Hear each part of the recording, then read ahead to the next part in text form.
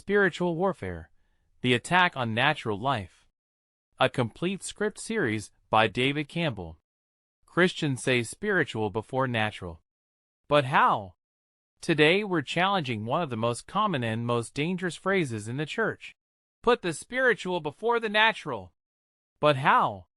And more importantly, why? Because this idea didn't come from the divine. It came from doctrine. The Bible, through its structure, not God, pits spiritual against natural, creating a war inside every believer.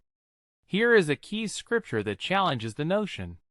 Even 1 Corinthians 15 verse 46 says, "The spiritual did not come first, but the natural, and after that the spiritual." Yet Christians teach the opposite. Why? Core message from this isn't divine order. It's religious manipulation. The war on natural life didn't start with God, it started with doctrine. The Bible's battle against free will. Christians claim God gave us free will, but the Bible paints a different picture. One where your choices are manipulated, your fate is sealed, and obedience is the only option. Key scripture: Deuteronomy 30:19. Choose life, but under threat of death. Romans 9. God hardens hearts? Then how can free will exist? If love is forced, it's not love. If obedience is demanded under threat of hell, free will is a myth. The Bible isn't fighting sin, it's fighting your sovereignty. The original meaning of spiritual versus biblically. Spiritual once meant essence, energy, breath, life. The Bible rebranded it to mean obedience, denial, and self-suppression. Key comparison: ancient spirituality, inner awareness. Biblical spirituality, religious submission. Being spiritual was never about submission to Scripture. It was about presence, perception, and inner knowing. Reclaim it. Adjusting the contrast. Just like a TV, when you adjust the contrast, the picture becomes clearer. Truth emerges. Shadows sharpen. Religious blur. Religion lowers the contrast to keep everything looking holy. Natural truth turns the contrast up so you see the full picture. Contrast reveals clarity. Religion hides it.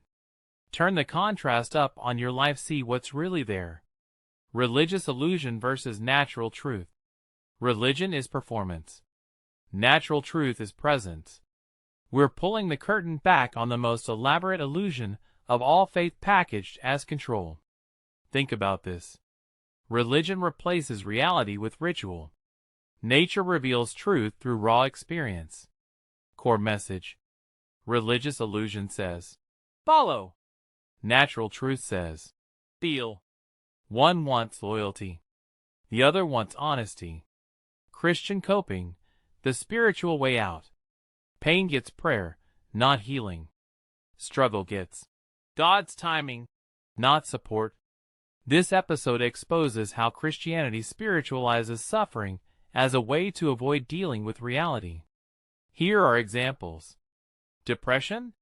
It's the devil. Poverty? A test from God. Loss? Heaven's gain. Christian coping keeps you praying when you should be planning. The spiritual way out has become the emotional way into delay, denial, and dysfunction. Here's something most are afraid: being reliant on yourself. Finally, in conclusion of this war, return to self. This verse is used to control, not in love. Proverbs 3 verse 5. Lean not on your own understanding. But what if leaning on yourself is exactly what you were born to do? You are not wicked for thinking.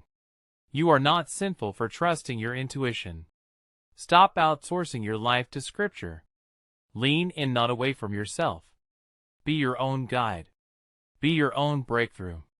You can survive the war if you dare to think, to question, to observe, to reclaim what religion tried to bury your mind.